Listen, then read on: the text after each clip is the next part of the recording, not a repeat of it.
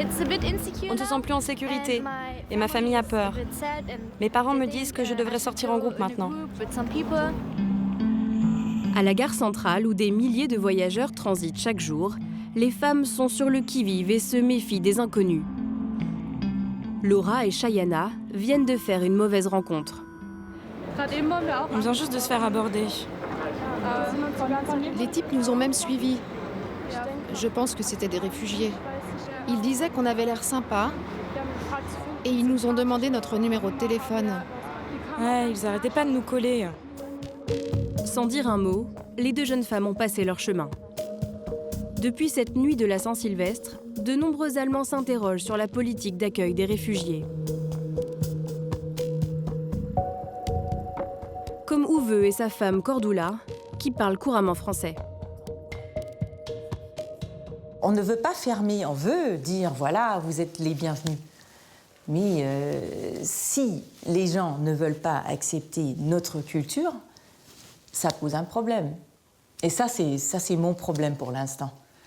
C'est-à-dire ? Je ne veux pas être raciste et je ne veux pas avoir peur. Je veux vivre comme toujours, quoi. Et je veux que mes filles sortent et qu'elles s'amusent. Au-delà du débat sur les réfugiés, certains Allemands ont décidé d'apprendre à se défendre. Dans ce club de sport du centre-ville, le cours d'autodéfense pour débutants affiche complet. Non, là, il faut pas reculer. Tu tapes 1, 2, 3 coups et après tu recules.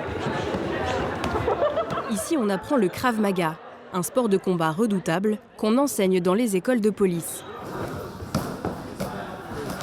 Après les événements dramatiques de la Saint-Sylvestre, la clientèle a un peu changé. On a beaucoup de femmes aujourd'hui. En fait, il y a beaucoup de femmes qui veulent apprendre l'autodéfense en ce moment. Avant, il y avait surtout des hommes. Maintenant, il y a 3/4 de femmes, c'est l'inverse. Regarde, si un mec te serre comme ça, ne cherche pas à donner un coup. Pense d'abord à te dégager. Aujourd'hui, Nicola, cette étudiante de 21 ans, vit dans la crainte, comme beaucoup de jeunes Allemandes.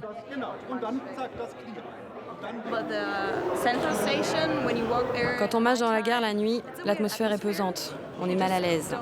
C'est pas comme avant, on se demande toujours ce qui pourrait arriver. Alors qu'avant, on se posait pas ce genre de questions. Vous savez, on n'a jamais été confronté à ça avant. Pour les aider à surmonter leur peur, le coach va simuler une situation qu'ont vécue des femmes le soir du réveillon, quand des groupes d'hommes les ont encerclées. Pour Andy, il n'y a qu'une façon de s'en sortir. Dans cette situation, il ne faut pas essayer de se battre. Quand les gars te serrent comme ça, il faut essayer de se faufiler et prendre la fuite, c'est tout. En attendant les conclusions de l'enquête, certains en tout cas redoutent de nouvelles violences. Dans 15 jours, 1,5 million de personnes participeront au carnaval de Cologne.